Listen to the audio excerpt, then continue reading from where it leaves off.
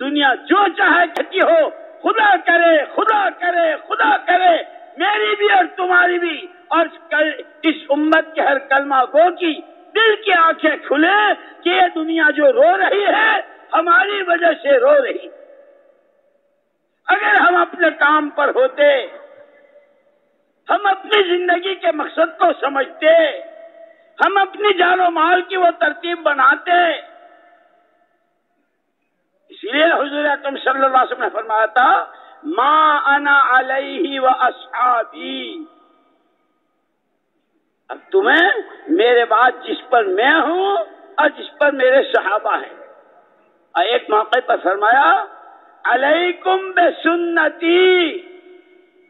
و سنت الخلفاء الراشدین المہدیین، جس راہ میں چلا ہوں، میری راتیں، میرے دن،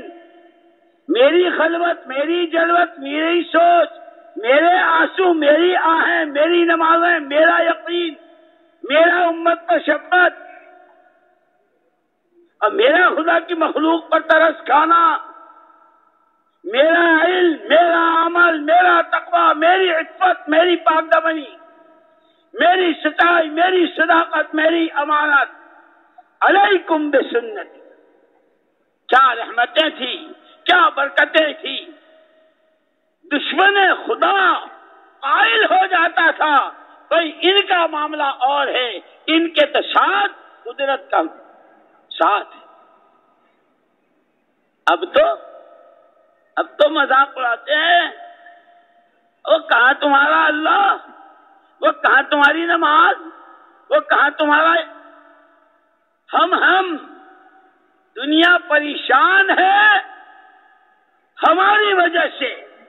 خدا کرے خدا کرے خدا کرے یہ اجتماع، یہ جوڑ، یہ نقل و حرکت، یہ چلے، یہ 4 مہینے، یہ پیدل، یہ سواری، یہ مردوں کی، یہ عورتوں کی، یہ علماء کرام کا سال، یہ مدارس، یہ مکاتب، یہ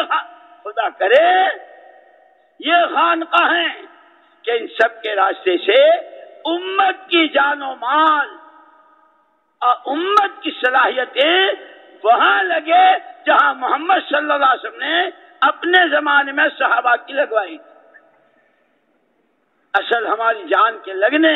ہمارے مال کے لگنے اور ہماری صلاحیتوں کے استعمال ہونے کی جگہ وہ تھی ما انا علیہ و اصحاب۔ آگے خلفائے راشدین، اسی لیے مولانا یوسف صاحب رحمۃ اللہ علیہ عجیب بات فرماتے تھے جب خلافت راشدہ بیان کرتے تھے، فرماتے تھے جب تک امت ان 2 بنیادوں پر رہے گی، اپنی جان، اپنا مال، اپنی صلاحیتیں صدیقی بنیادوں پر، فاروقی بنیادوں پر،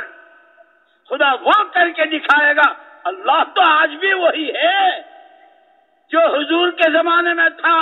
جو بدر کے وقت میں تھا، جو تبوک کے موقع پر تھا، اور جو بنو اسرائیل کے موقع پر تھا، اور جو قوم عاد کے موقع پر تھا، اور جو فرعون کو ڈبو رہا تھا، اور جو قارون کو دسا رہا تھا، اور جو تاتار کے مقابلے میں مسلمانوں پر اپنی پکڑ کا ہاتھ ڈال رہا تھا، اللہ